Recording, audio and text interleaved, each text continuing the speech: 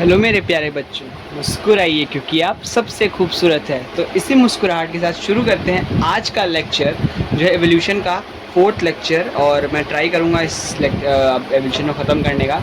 ठीक है, new lecture है ये।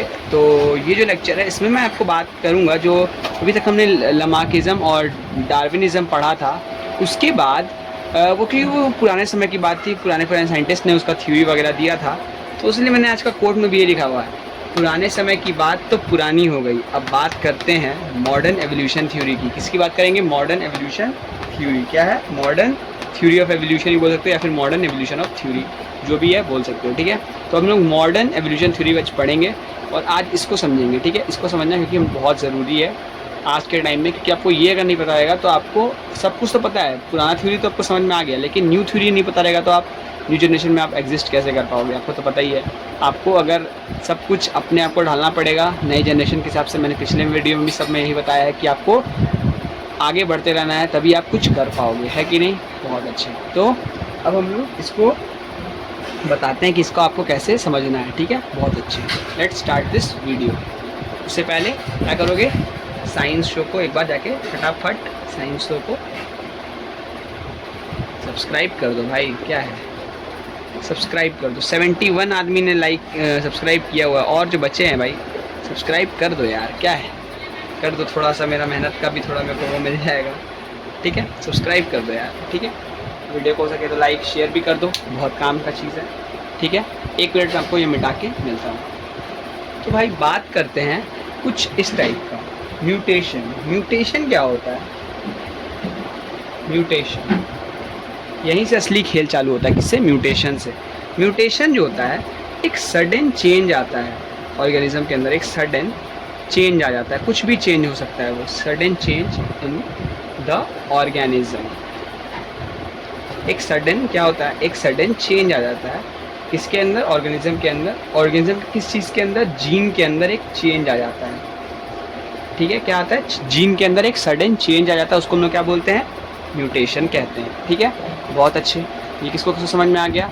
बहुत अच्छे। अब इसी म्यूटेशन के कारण कभी कभी, हमेशा नहीं लेकिन कभी कभी क्या हो जाता है, इसी म्यूटेशन के कारण आ जाता है वेरिएशन। ठीक है, इस म्यूटेशन के कारण क्या आ जाएगा? वेरिएशन आ जाएगा। क्या आ जाएगा? वेरिएशन हो जाएगा। मतलब म्यूटेशन हुआ मतलब कुछ जीन में चेंज आया, और कभी कभी ऐसा होता है कि इसी कारण वेरिएशन आ जाता है। क्या आ जाता है? वेरिएशन आ जाता है। ठीक है, अब वेरिएशन आया जो क्या हो सकता है? कंटिन्यूअस भी हो सकता है और डिसकंटिन्यूअस भी हो सकता है। ठीक है, जो कैसा हो सकता है? कंटिन्यूअस भी, मतलब एक ऑर्गेनिज्म के अंदर कंटिन्यूअस भी हो सकता है और डिसकंटिन्यूअस भी हो सकता है। मतलब कोई भी हो सकता है कि उसका लाइफ लॉन्ग रह जाए म्यूटेशन। मान लो किसी आदमी का एक पैर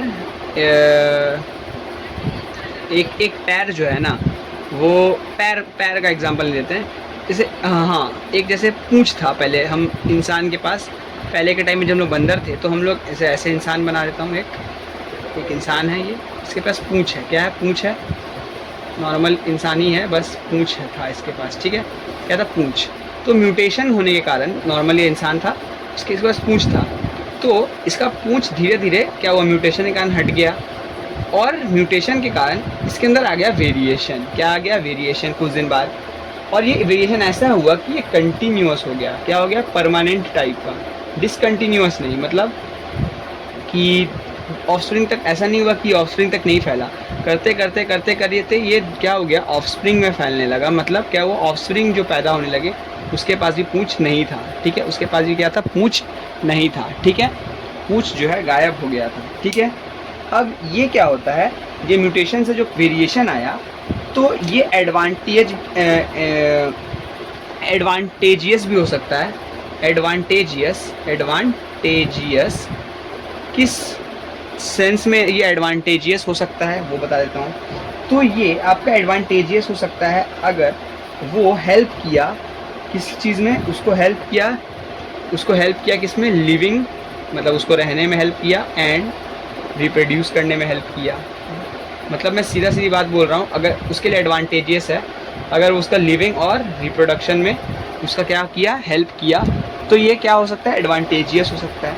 एडवांटेजियस से होने के कारण मतलब इसका मतलब बेसिक क्या है, इसका मतलब बेसिक जो है कि ये इसका किस चीज़ में हेल्प करेगा, नेचुरल सिलेक्शन में। किस में हेल्प करेगा, नेचुरल सिलेक्शन में। नेचर में ढलने के लिए, नेचर में ज़िंदा रहने के लिए क्या करना पड़ेगा, रिप्रोड्यूस करना पड़ेगा और ज़िंदा रहना पड़ेगा, सबसे अलग बन के सबसे हट के रहना पड़ेगा। मतलब नेचुरल सिलेक्शन को के अंदर अंतर्गत अपने को भी आना पड़ेगा, तभी अपने एग्जिस्ट कर सकते हैं, वरना इस दुनिया से टाटा बाय बाय, सीधी बात। ठीक है, ये दिस इज़ कॉल्ड सिलेक्शन, इसी को बोलते हैं क्या, सिलेक्शन।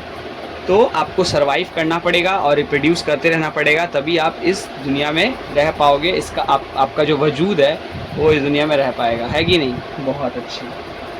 तो ये था कुछ आपको बातें जो समझाना था मॉडर्न थ्योरी के हिसाब से।